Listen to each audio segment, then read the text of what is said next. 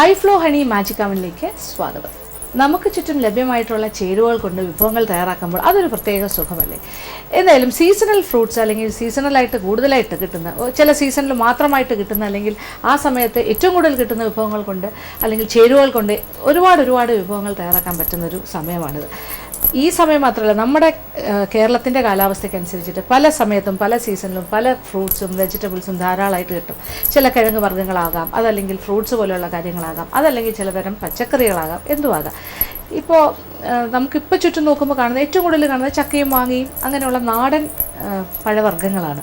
അപ്പോൾ അതുകൊണ്ട് തന്നെ അതിൻ്റെ സീസൺ തീരുന്നതിന് മുമ്പ് നമുക്ക് മാജിക് അവനിലൂടെ വ്യത്യസ്തമായ സീസണൽ ഫ്രൂട്ട്സ് കൊണ്ടുള്ള വിഭവങ്ങൾ തയ്യാറാക്കാം. അപ്പോൾ ഞാൻ പറഞ്ഞു വരുന്നത് മറ്റൊന്നുമല്ല, ചക്കയുടെ സീസണാണ്. ചക്കയുടെ സീസൺ തീരുന്നതിന് മുന്നേ നമുക്ക് പലതരം വിഭവങ്ങൾ ട്രൈ ഔട്ട് ചെയ്യാം. അപ്പോൾ ഇന്ന് നമ്മൾ ചെയ്യാൻ പോകുന്നത് പഴുത്ത ചക്ക കൊണ്ടുള്ള 2 വിഭവങ്ങളാണ്.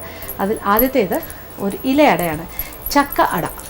അപ്പോൾ ചക്ക അട വളരെ എളുപ്പമാണ് ഉണ്ടാക്കാൻ, സ്വാദിൻ്റെ കാര്യത്തിൽ മുൻപന്തിയിലുമായിരിക്കും. അപ്പോൾ നമ്മുടെ പഴുത്ത ചക്ക കൊണ്ട്, ഈ വരിക്കച്ചക്ക കൊണ്ട് തയ്യാറാക്കുന്ന ചക്ക അട എങ്ങനെയാണ് തയ്യാറാക്കുന്നത് നോക്കാം. അതിന് വേണ്ട ചേരുവകൾ എന്തൊക്കെയാണെന്ന് നോക്കാം. വറുത്ത തരിയില്ലാത്ത പച്ചരിപ്പൊടി 1 കപ്പ്, വെള്ളം 2 കപ്പ്, ഉപ്പ് ആവശ്യത്തിന്, നെയ്യ് 1 ടീസ്പൂൺ, നന്നായി പഴുത്ത ചക്ക ചെറിയ കഷ്ണങ്ങളായി മുറിച്ചത് 1 കപ്പ്, ശർക്കര ചീകിയത് 1/2 കപ്പ്, പഞ്ചസാര 2 ടേബിൾ സ്പൂൺ, തേങ്ങാ ചിരകിയത് 1 കപ്പ്, ഏലക്ക പൊടിച്ചത് 1/4 ടീസ്പൂൺ. ഇനി വാഴയില ആവശ്യത്തിന്. അങ്ങനെ നമ്മുടെ ചക്ക അടയ്ക്ക് വേണ്ട കാര്യങ്ങളെല്ലാം ഇവിടെ റെഡി ആയിരിക്കുവാണ്. നമുക്ക് തുടങ്ങാം. അപ്പോൾ ഫില്ലിംഗ് ആണ് നമ്മൾ ആദ്യം തയ്യാറാക്കുന്നത്. സാധാരണ ഒരു ഇല അടയുടെ എല്ലാ പ്രോസസ്സും നമ്മൾ കടന്നു പോകണം. പക്ഷേ ഉള്ളിലെ ഫില്ലിങ്ങിനാണ് പ്രാധാന്യം. അകത്ത് നിറയ്ക്കാൻ വയ്ക്കുന്ന പണ്ടം. അപ്പോൾ അതിന് വേണ്ടിയിട്ട് അടുപ്പ് കത്തിക്കുക. എന്നിട്ട് ആദ്യത്തെ കാര്യം എന്ന് പറഞ്ഞാൽ ശർക്കര ഉരുകാനായിട്ട് വയ്ക്കണം. അപ്പോൾ ഇതൊരു 1/2 കപ്പ് ശർക്കര,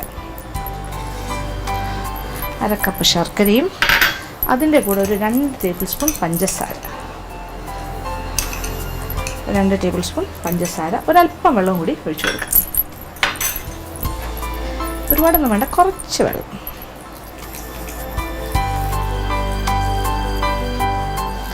ഒരുപാട് വെള്ളം ഒഴിച്ചാൽ അത് അത്രയും കൂടി സമയം നമുക്ക് വേണ്ടി വരും, ശർക്കര അലിഞ്ഞ് ആ വെള്ളമൊക്കെ വറ്റി ഒന്ന് മുറുകി വരാനായിട്ട്. ഇതിപ്പോൾ ഏതാണ്ടൊരു 1/4 കപ്പ് വെള്ളം ഒഴിച്ചിട്ടില്ല, 2-3 ടേബിൾ സ്പൂൺ, ഏകദേശം 1/4 കപ്പ് എന്ന് വേണമെങ്കിൽ പറയാം. ശർക്കര നന്നായിട്ട് ഉരുകി നന്നായിട്ട് പതഞ്ഞ് ഒരു മുറുകി വരട്ടെ. ഇനി ശർക്കര നന്നായിട്ടൊന്ന് പതഞ്ഞ് കുറുകാൻ തുടങ്ങുന്ന സ്റ്റേജിൽ നമ്മൾ എന്ത് ചെയ്യും? ശർക്കര മാത്രമല്ല, ഇതിലിപ്പോൾ ഒരു 1/2 കപ്പ് ശർക്കര ചീകിയതും 2 ടേബിൾ സ്പൂൺ പഞ്ചസാരയും ചേർത്തിട്ടുണ്ട്.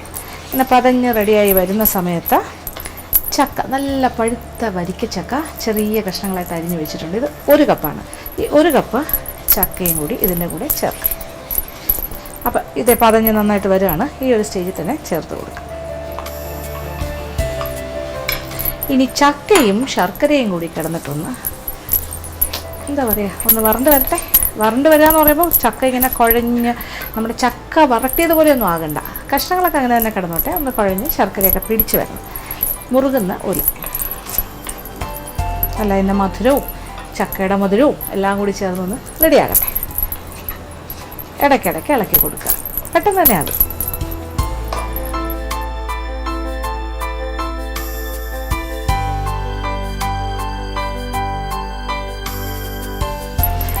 അപ്പോൾ നമുക്ക് ശരിക്കും വേണ്ടത് എങ്ങനെയാണെന്ന് വെച്ചാൽ, അപ്പോൾ ശർക്കര നമ്മൾ ഉരുക്കാൻ വെക്കുന്നു. ചില ചക്കയാണെങ്കിൽ നന്നായിട്ട് പഴുത്തിങ്ങനെ കുഴഞ്ഞു പോകുന്ന ടൈപ്പാണെങ്കിൽ ശർക്കരയിൽ കുറച്ച് വെള്ളം ഒഴിച്ച് ഉരുക്കിയാൽ മതി. കാര്യം അതൊന്ന് ഈ ശർക്കര ഉരുക്കി തുടങ്ങുമ്പോൾ തന്നെ നമ്മൾ ചക്കയും കൂടി ഇട്ട് കൊടുത്തിട്ട്, ചക്കയുടെ പീസസ് ചെറുതായിട്ട് ഇട്ട് കൊടുത്തിട്ട് വരട്ടിയെടുക്കുക, ഇങ്ങനെ വഴറ്റിയെടുക്കുക, മുറുകുന്ന പോലെ. ഇനി കൂടുതൽ വേഗമുള്ള ചക്കയാണെങ്കിൽ എന്താ ചെയ്യേണ്ടത്? ഇച്ചിരിയുടെ വെള്ളം ഒഴിച്ച് കൊടുത്ത് ശർക്കര കുറച്ചുകൂടെ ലൂസ് പനിയായിട്ട് എടുത്തിട്ട് ആദ്യമേ തന്നെ ചക്ക ഇട്ടിട്ട് രണ്ടും കൂടി കിടന്നൊന്നിച്ച് വെന്ത ഇങ്ങനെ വരണ്ട് വരണം. ആ ഒരു സ്റ്റേജ് വറ്റി തുടങ്ങണം.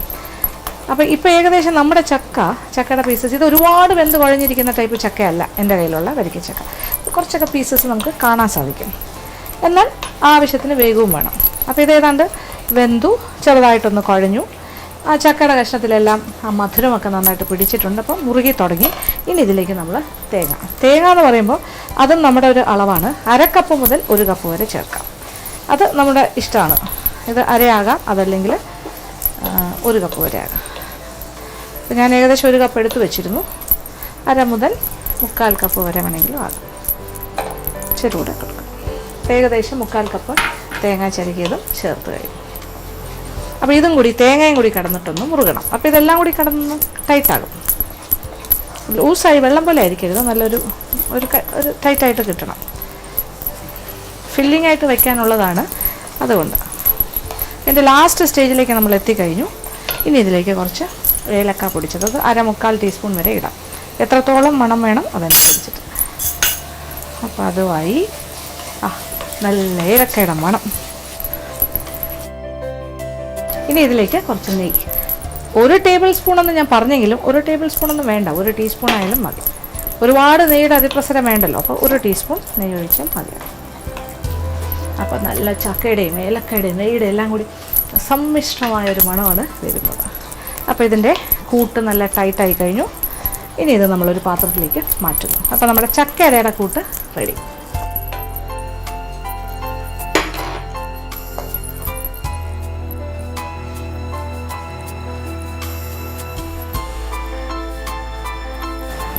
അങ്ങനെ ചക്കയുടെ ഫില്ലിങ് ഇവിടെ റെഡിയായി കഴിഞ്ഞു.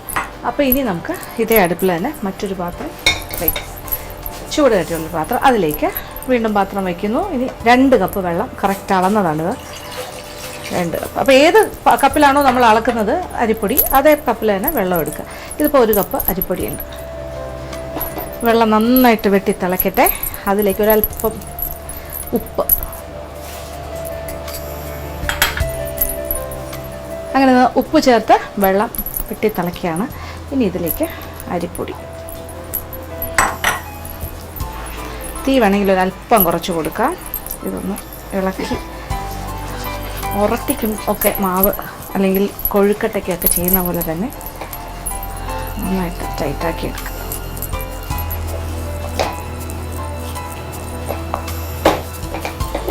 ചട്ടിയിൽ നിന്ന് വിട്ട് വരുന്ന ഒരു പാകത്തിന് കിട്ടും. അപ്പോൾ നല്ല മാവ് വെന്ത് വരികയാണ്. ഇത് ശരിക്കും പറഞ്ഞാൽ ഒരു കുക്കിങ് കഴിഞ്ഞു. ഈ രണ്ടാമത് സ്റ്റീം ചെയ്യുമ്പോൾ സെക്കൻഡ് ഡബിൾ കുക്കിംഗ് ആണ്. പെട്ടെന്ന് ആവിയിൽ വെച്ച് വേവിക്കാൻ പറ്റുന്ന കാര്യങ്ങളാണ് ഈ അടയും കൊഴുക്കട്ട പറഞ്ഞ കാര്യങ്ങളെല്ലാം. നമ്മുടെ മാവ് റെഡിയായി കഴിഞ്ഞു ശരിക്കും പറഞ്ഞാൽ. തീ ഓഫ് ചെയ്യാം. ഇനി ഇതിലേക്ക് നമ്മൾ 1 ടീസ്പൂൺ നെയ്യ് ചേർക്കാം. അതിന് ഒരല്പം ഒന്ന് തണുത്ത് കഴിഞ്ഞിട്ട് കൈ കൊണ്ട് നന്നായിട്ടൊന്ന് പതം വരുത്തുന്ന രീതിയിലൊന്ന് കുഴച്ചെടുക്കണം. നല്ല സോഫ്റ്റാക്കി കുഴയ്ക്കും. ഇതൊന്ന് തണുക്കട്ടെ, തണുത്തിട്ട് കുഴയ്ക്കും. അപ്പം നമ്മളുടെ മാവ് നല്ല സോഫ്റ്റായിട്ട് ഞാൻ വീണ്ടും കുറച്ച് നന്നായിട്ട് കൈ കൊണ്ട് ഇങ്ങനെ പ്രസ് ചെയ്ത് നന്നായിട്ട് കുഴച്ചെടുത്തിരിക്കുകയാണ്. അപ്പം ഒരുപാട് ലൂസായി പോകരുത്, കറക്റ്റ് ആയിരിക്കണം. അപ്പോൾ ഞാനിപ്പോൾ 1 കപ്പ് വെള്ളത്തിലാണ് 1 കപ്പ് അരിപ്പൊടി ചേർത്തത്. ഒരു 3/4 കപ്പ് വെള്ളമാണെങ്കിലും കുഴപ്പമില്ല. ഇനി ഒരു പക്ഷേ നിങ്ങൾക്കത് ടൈറ്റാക്കി എടുത്തു കഴിഞ്ഞിട്ട് പിന്നെ ഇങ്ങനെ തൊടുമ്പോൾ കുറച്ച് ലൂസായിട്ട് തോന്നുകയാണെങ്കിൽ അത് കഴിഞ്ഞിട്ടാണെങ്കിലും കുറച്ച് അരിപ്പൊടി ഇട്ടിട്ട് നമ്മൾ കൈകൊണ്ട് തന്നെ നന്നായിട്ട് കുഴച്ച് അതിനെ കറക്റ്റ് പാകമാക്കി എടുത്താലും മതിയാവും. ഇതിപ്പോൾ ഈ രീതിയിലാണ് വരേണ്ടത്, കയ്യിൽ ഒട്ടാനും പാടില്ല. ഇനി കയ്യിൽ ഇച്ചിരി നെയ്യ് തടവിയിട്ട് ചെയ്യുകയാണെങ്കിൽ കുറച്ചുകൂടി നല്ലതായിരിക്കും. ഇച്ചിരി നെയ്യ് എടുക്കുക, കയ്യിലിങ്ങനെ ഇച്ചിരി നെയ്യ് ഇങ്ങനെ ആക്കിയിട്ട് ഉരുട്ടിയെടുത്ത് നമ്മളിപ്പോൾ ചെയ്യാൻ പോവാണ്. ആദ്യത്തെ ഒരു ഇല എടുത്ത്, വാട്ടിയ ഇലയാണ്, വാട്ടി അടുപ്പിൽ വെച്ചിട്ടൊന്ന് വാട്ടിയെടുക്കുക. ടെൻഡറാണ്. നല്ല തിന്നായിട്ട് ചെയ്യുകയാണെങ്കിൽ സ്വാദ് കൂടും. അപ്പോൾ ഒരു കട്ടി കുറഞ്ഞ ഒരു ലെയർ ചെയ്തു. ഇനി അതിൻ്റെ മുകളിലേക്ക് നടുക്കായിട്ട് നമ്മൾ ചക്കയുടെ പണ്ടം കൂട്ട് വയ്ക്കുകയാണ്.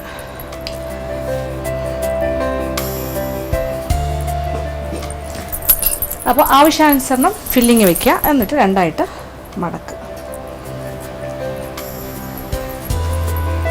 ചേർത്ത് മടക്കുക.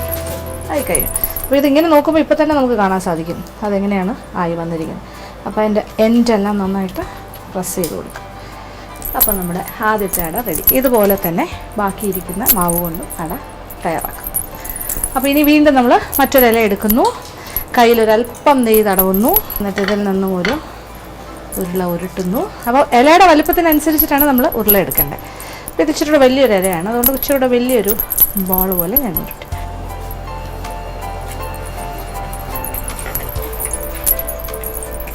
എൻ്റെ ഒന്നും ഈ അറ്റമില്ല, അരികു ഭാഗം, ആ ഭാഗമാണ് ഒരുപാട് കട്ടിയാകാൻ പാടില്ല. അത് വളരെ ശ്രദ്ധിക്കണം. ആ സൈഡും കൂടി നല്ല തിന്നാക്കി എടുക്കണം. എത്രത്തോളം തിന്നാകുന്നു, എത്രത്തോളം ഘനം കുറയുന്നു, അത്രത്തോളം സ്വാദ് അടയ്ക്കുണ്ടാകും. ഏതാണ്ട് നല്ല കട്ടി കുറഞ്ഞ രീതിയിൽ തന്നെ നമ്മൾ പരത്തിയിട്ടുണ്ട്. ഇനി ഇതും അതുപോലെ തന്നെ ഫില്ല് ചെയ്യും.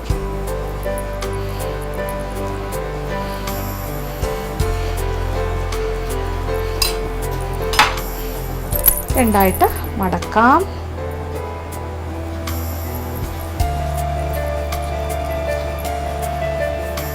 അപ്പോൾ രണ്ടാമത്തെ അടയും അത് ഇച്ചിരി വലിപ്പം കൂടുതലാണ്. ഇലയുടെ സൈസ് അനുസരിച്ച് അടയുടെ സൈസും മാറ്റം വരും. അപ്പോൾ ഇനി ബാക്കിയിരിക്കുന്ന മാവും അതിൻ്റെ ഫില്ലിങ്ങും ബാക്കി ഇലയും കൊണ്ട് നമുക്ക് എത്ര അട ഉണ്ടാക്കാൻ പറ്റും നോക്കാം. അങ്ങനെ നമുക്ക് വലുതും ചെറുതുമായിട്ട് ഒരു 6 ഇലയട ഇവിടെ കിട്ടിയിരിക്കുകയാണ്. പക്ഷേ ഇത് പല സൈസാണ്, ചിലത് വലുതാണ്, ചിലത് ചെറുതാണ്. പക്ഷെ ഏതാണ്ട് ഒരു മീഡിയം സൈസിലുള്ളതാണെങ്കിൽ ഒരു 8 എണ്ണം വരെ കിട്ടും. അതാണ്. അപ്പോൾ ഇത് തന്നെ സ്റ്റീം ചെയ്തെടുക്കുമ്പോൾ അത് ഇലയടയായി മാറുന്നു. അപ്പോൾ ചക്കയട. പിന്നെ ഇത് നമ്മൾ ദോശക്കല്ലിൽ വെച്ച് തിരിച്ചും മറിച്ചും ഇട്ട് ചുട്ടെടുക്കുകയാണെങ്കിൽ അത് ഓട്ടടയായി മാറും. എങ്ങനെ വേണമെങ്കിലും ആകാം, ചുട്ടെടുക്കാം അല്ലെങ്കിൽ സ്റ്റീം ചെയ്യാം. നമുക്കിപ്പോൾ എന്തായാലും സ്റ്റീം ചെയ്യാനായിട്ട് വയ്ക്കും. ഒരു സ്റ്റീമറിൽ ഞാൻ വെള്ളം വെച്ചിരുന്നു. ഇപ്പോൾ നല്ലതായിട്ട് തിളച്ചുകൊണ്ടേയിരിക്കുകയാണ് വെള്ളം. ചൂടായി കിടക്കുന്ന സ്റ്റീമറിൽ അട അടുക്കി വയ്ക്കാം. തിരിച്ചും മറിച്ചും ക്രിസ് ക്രോസ് ആയിട്ട് വയ്ക്കുക. അപ്പോൾ എല്ലായിടത്തേക്കും നന്നായിട്ട് ആവി കയറണമല്ലോ, അത് കണക്കാക്കിയിട്ട് ആ രീതിയിൽ വയ്ക്കാം. നമുക്ക് സ്റ്റീമർ അടയ്ക്കാം. ഇനി നന്നായിട്ട് ആവിയിലൊന്ന് സ്റ്റീമായിട്ട് ഒരു 10 മിനിറ്റ് സ്റ്റീം കയറട്ടെ. ഇത് ഏതാണ്ട് വെന്ത കാര്യമാണല്ലോ, തിളച്ച വെള്ളത്തിലിട്ട് കുറുക്കിയെടുത്ത മാവാണ്. അപ്പോൾ നല്ലതായിട്ട് വെന്ത് കഴിഞ്ഞു. അപ്പോൾ ഇനി ഇത് സ്റ്റീമായി ഒരു 10 മിനിറ്റ് കഴിയുമ്പോൾ നല്ല പാകത്തിന് റെഡിയായി കിട്ടും. അപ്പോൾ ഇത് കംപ്ലീറ്റ് നമ്മൾ ആവിയിൽ വേവിച്ചെടുക്കുന്ന ചക്കയട. അപ്പോൾ ഇതൊന്നാകട്ടെ. അങ്ങനെ നമ്മളുടെ ചക്കയട ഇവിടെ റെഡി ആയി കഴിഞ്ഞു. ഒരു 10 മിനിറ്റ് സമയം സ്റ്റീം ചെയ്തു. നന്നായിട്ട് ആവി വന്നു കഴിഞ്ഞു. ഇനി നമുക്ക് തീ ഓഫ് ചെയ്യാം. എന്നിട്ട് അടപ്പ് തുറന്ന് നോക്കാം. നല്ല ആവിയായിരിക്കും ഇപ്പോൾ.